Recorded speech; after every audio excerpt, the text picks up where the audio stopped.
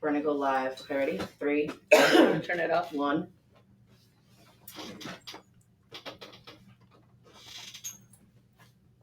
Says we're live. Are we live? Is it happening? We are happening on this fine Tuesday. Thank you all. Welcome, welcome, welcome. This is Victorious Voices. My name is Niki Martinez. My pronouns are she, her, we. We are going to be Takeover Tuesday. That's what we're going to be talking about today. We have an amazing, amazing guest, Miss Gabby Soriano, the queen of YE, co-founder, mother, sister, daughter, active parent coordinator for our schools here, and an amazing mentor for our youth and a leader in so many different levels. So we're going to have an amazing conversation with her. I'm going to pass it over to Arthur. Hello. My name is Arthur Soriano. My pronouns are he, him, his, and Victorious Voices. And this is what we're doing. So before we get started and having this amazing conversation, and Gabby's so excited to be here, right? Just thrilled. Can you see it in her face? She's elated to be here. I love it. Her smile. She's so grateful to be here. Yes. Today. So I want to, of course, start out with a quote. As you all know, like I sit back, I ruminate, I kind of pray, I kind of think about what's going to happen and how the conversation can be led. And Gabby is definitely one of my mentors as far as like a strong woman, as far as somebody that I look up to and I admire so very much because of her strength, her resilience, and just what it is that she's been able to deposit in my life since I've been home. So I think about her. So I found a quote and it says, "We need women who are strong. So strong that they can be gentle, so educated that they can be humble, so fierce that they can be compassionate, so passionate that they can be rational, and so disciplined that they can be free." And that's by Kavita Ramdas. And when I read that, there were so many quotes that stood out to me because just you're amazing. You're a powerful warrior, like beast mode, like constantly, but you always have that humility. You're always humble. You're always grateful. You're always present. You're always, I see what you give and how you deliver it,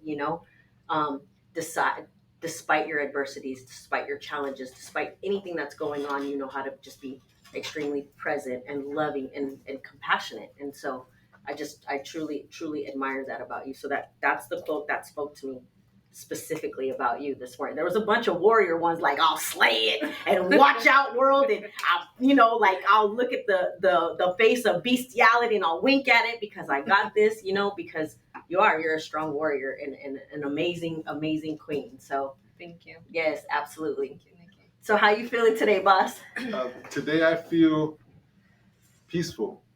I've had a rough week, but today I feel peaceful, excited, motivated. I'm excited to be at work. We took a week off. I took a week off of just planning Ed Wells' funeral, my stepdad. So that was a challenge. But now we're, as a family, coming at peace with the terms, and we want to live for him now, and just live his dream and be present and being there for our families, great role models. So today I feel peaceful. Awesome. Thank you. How you feeling, Gabby? I'm feeling anxious. I'm feeling today. Thank you everybody for having me here today. Excited to see what it's gonna bring. Thank you. Thank you. And so, dun, dun, dun, dun, dun. So here's the back end. Of course, not everybody knows, but Gabby Soriano is my wife. When we founded Youth Empowerment, I remember it was her and I at first, just running around like a chicken with our heads cut off. She had the full-time work, I had the part-time work, and then just building, volunteering, building relationships. Youth Empowerment would not be Youth Empowerment with Gabby Soriano. We began to have kids, right? And so she took a few years off, and she said she would never officially work for Youth Empowerment. No, hell no, I ain't gonna work with you. but now she's in it, and I am a little jealous because now she's working so much. I don't get my 5 meals a week no more, right? Wow. But I'm okay with that. I want to see her grow and be the best lady and powerful woman that she is. She's such an inspiration to the youth individuals, the parents, and she has a lot of momentum. And she's excited to be a part of the process, to work with communities. So I just wanted to say that really quick. And I want to ask you a question, Gabby Soriano. Like, can you tell us a little bit about your upbringings and what did that look like? What did that feel like? You raised in East San Diego City Heights. Um, so I grew up right here, excuse me, just right here down the street, 44th Street. I lived with my mom and my dad, who are still together to this day. And we lived in a 1-bedroom apartment with my siblings. I had 2 brothers and I have 2 sisters. So it was the seven of us in a 1-bedroom little unit. So we grew up kind of like a little bit struggling, I guess you could say, like most, immigrant families that come here to the U.S., So I was born in Tijuana. We were here since I was about 4 years old. So basically grew up here. We, faced some of the same struggles that a lot of us that grew up around here or in similar communities have. My dad was a gardener, a landscape engineer, if you could call that. My mom was a housekeeper, and so they tried their best, to raise us right, and they instilled good values and morals in us. Unfortunately, we, decided to go different routes for some time. My brothers and my sister and I, we made some pretty poor choices growing up in the neighborhood that we grew up in, and I guess it kind of sounds like a cliche to say like a product of your environment, but it was what we knew. It was the culture that we learned coming from a Mexican family, traditional Mexican family that, had no idea what gangs and what drugs and what like the culture that brings this type of lifestyle is. They didn't have no idea what was going on with their kids, and we took advantage of that, and so we eventually ended up lost in addiction or in the ways of the street, and so that's a little short story of like where my life began. Eventually I ended up meeting my husband about 10 years ago. And we met in addiction. We met doing bad together, up to no good. But at that moment, we were able to realize that and realize that we needed some change in our life, and we did just that. We turned it around completely. And soon after all of that, then that's when we started youth empowerment at Toronto Park. Began from nothing, and here we are. I don't know if that's like a brief little explanation of my life. You slayed it. Excellent. And the father-in-law and the mother-in-law, they're just great people. Just a great heart, always there present, like for all their kids, their grandkids, like how do you say that when it's great grandkids, that, like, and to me that's a big blessing because our kids, Joshua, Catalina, Nani, they get to connect with their cousins at that age. Yeah. Right? So they have a whole crew. How many? I don't even know. There's a whole lot of them. She's like, don't make me do the numbers. There's a lot. That's for sure. So you mentioned like living in a unit, 7 individuals as a family living together, sharing space, couches, room, etc. So how long ago was that? A long time ago.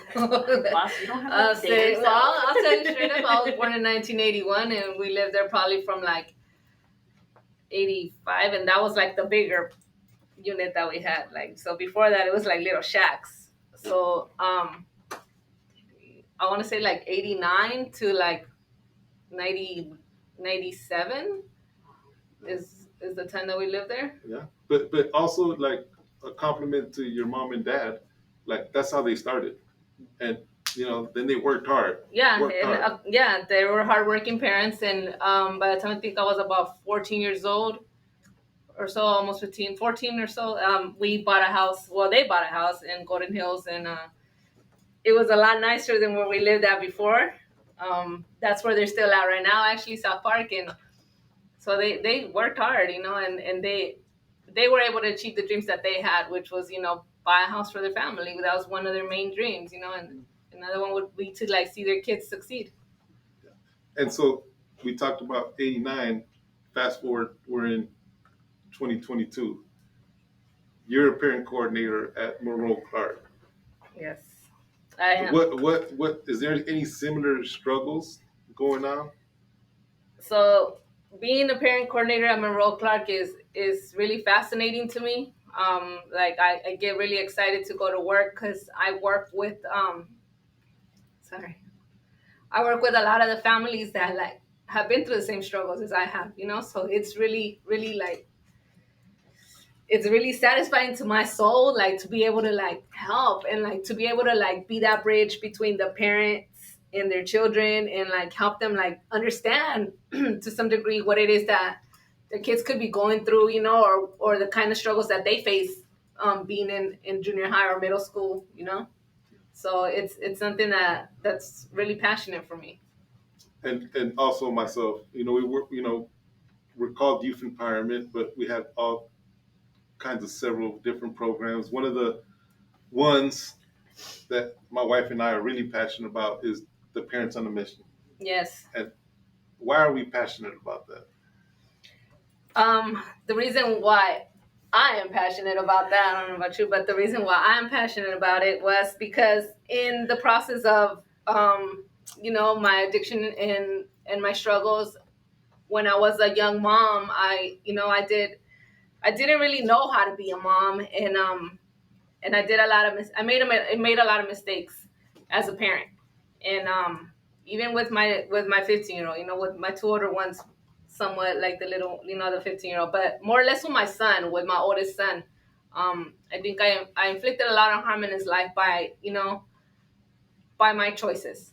So when I took POM, it was like I thought I was doing better now that I was doing good and like being a better mom, but like it was more or less like an eye opener, like, and it put a lot of things in perspective for me. It was like, oh, like you could actually do better than that, like, so it was like I guess kind of like a guidebook on like how to like be a parent, and like what things that I could put into what things I could use with my kids, I guess, like some things that I never even knew. Like, I was like, man, I didn't even think about that. But like, just an eye opener on like, how to be a good parent, and have a relationship with your child that's like meaningful and like that they trust and that you trust. So I think that like was my main reason for like falling so much in love with this curriculum and with this workshop. And, I have my reasons as well. Like, I just barely became a dad. I was in prison most of my life. So I didn't know how to be a stepdad. I didn't know how to be a dad, period. And just after taking that curriculum and then becoming a facilitator, it teaches on personal development, right? With personal development, it teaches characteristics. With characteristics, it teaches leadership by the parents role modeling and learning. Because guess what? Being a parent is one of the hardest things that you could do in your life. Like, woo! I know, that's why when people try and sign me up for it, I'm like, no, thank you. I'll pass. Appreciate the consideration, but no, thank you. Did I offend you? Do you hate me? Why would you want that for my life? No, thank you. And then he comes in and he's like, oh my God, parenting. And I'm like, yeah, again, no, thank you. Yeah. But I also took Parents on a Mission, and I'm not a parent. And I got so much out of that class. It was so beneficial because I work with the youth, and I understand that in order to heal a community, you have to also learn how to heal yourself, and taking that inventory and doing that. Like you said, the characteristics, the things that you end up looking at through Parents on a Mission was extremely beneficial working in the schools. Yes. And it's just like you said, it's all about development. Who I think it gets to the point to where, do you want to become a better human being, and what is that going to look like? And if there's something that you can do, whether you believe that you're going to benefit from it or not, taking that experience and taking the time to have that experience, you have nothing to lose but to grow when you go into it with that mindset. And I think that's what, because you had to kind of like almost convince me to take Parents on a Mission when I had first started. You know, he was just like, you should take it. And I'm like, why? I'm not a parent. I don't need to be a parent. You know, and he was like, no, seriously, like you should take it. And he sold it. And I realized I seen it. And that was, you know, shame on me for not wanting to put myself in a space where I could learn and grow. Yeah. So yeah. And there's other individuals, like Rachel wasn't a parent. Mm-hmm. Like she took the curriculum, and guess what? She's a parent. Now she's a parent. Yep. You know, a year later she becomes a parent. Yeah. So these are just tools to have under your toolbox. And I just want to say real quick, like, don't get me wrong, I'm not a perfect parent still, even though like we still have our struggles, but it's a lot better than what it used to be. My relationship with my kids is a lot better, and I want to be able to provide that, or like instill that in our community, in our parents here in our community, so that they could have that reward with their kids. Yeah, and so definitely excited about the Cinco de Mayo event at Clark. Some momentum. And what's the vision with parents there? What's the vision with parents there at Monroe Park? A lot of the parents, they're like, you know, they were struggling with connecting with the school staff. So our presence there has been a bit, you know, like uplifting to them. Just, you know, the fact that there's someone there that could relate to them, that could understand them. So their vision would be, I would say, just to be more involved with their kids, to be able to have these tools for themselves. So they're just as excited, I could say. Okay, that's excellent. If I could say that's their vision, you know? Yeah, and we're just speaking vision on like what we see the parents, like the parents have ultimately all the solutions. Right. You know, we could offer youth program after youth program and groups and evidence-based practice, but we need to have that relationship with the parent.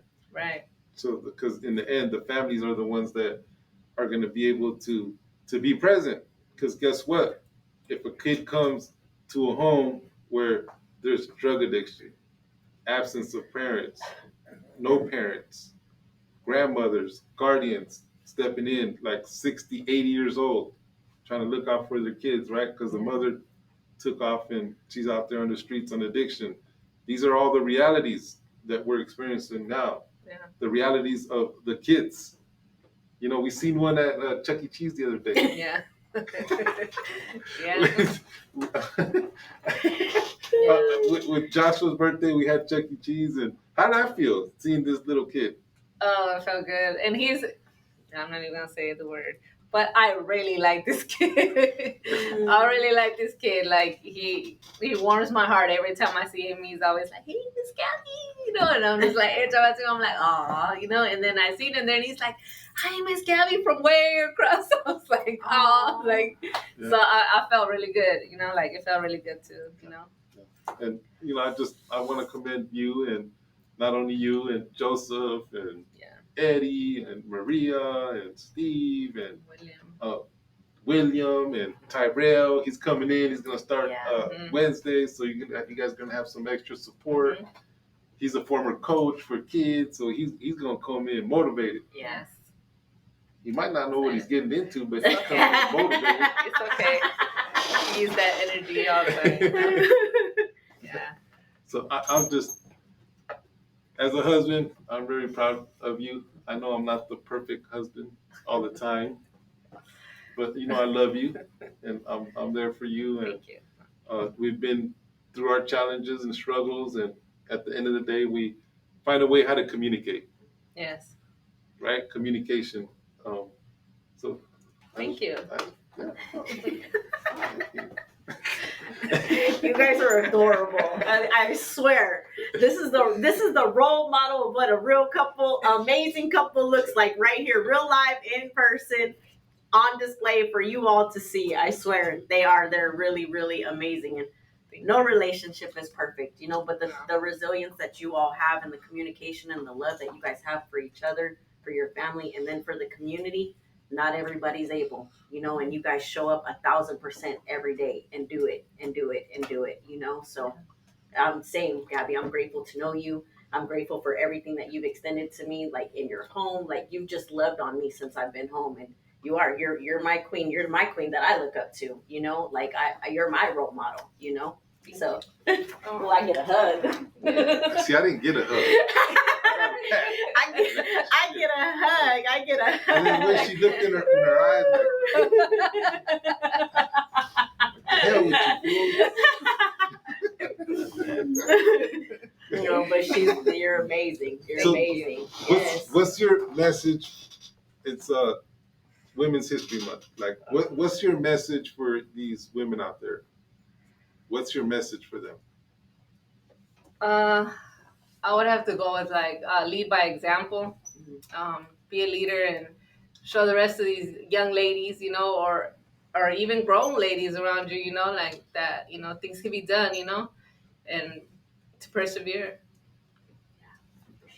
All right. Well, thank you. Thank you so much. Thank you, Gabby. See? Ooh, exhale. Yeah, okay. All right. So I'm just gonna close out. You're gonna be a keynote speaker now. Keynote speaker. We're gonna get Jeff to train you now. Oh, speaking of, the big stage. Hear that, Jeff? Step up to the plate. Brother man, step up to the plate. So that just slides us a good segue right into, I want to remind everybody that we have an upcoming fundraiser on June 4th, 2022. Yes. It's our HEAL event, From Trauma to Triumph. It's going to be an amazing experience. Actually, Chef Jeff is going to be our keynote speaker. He's going to be there to provide inspiration, speak life into all it is that we're doing and everybody that's present. So we encourage you to be a part of that. It would be an amazing experience to be able to do that. So the name of our fundraiser is going to be HEAL, and that's honoring empowerment, advocacy, and leadership. So I just want to throw that invitation out there. There's going to be online opportunities for you all to save the date for June 4th. There'll be online opportunities for you all to purchase tickets. So we're hoping to get everybody there, get involved, see what we're doing, have an opportunity to be with our youth that are going to be there also as strong representation of everything that we're doing right now.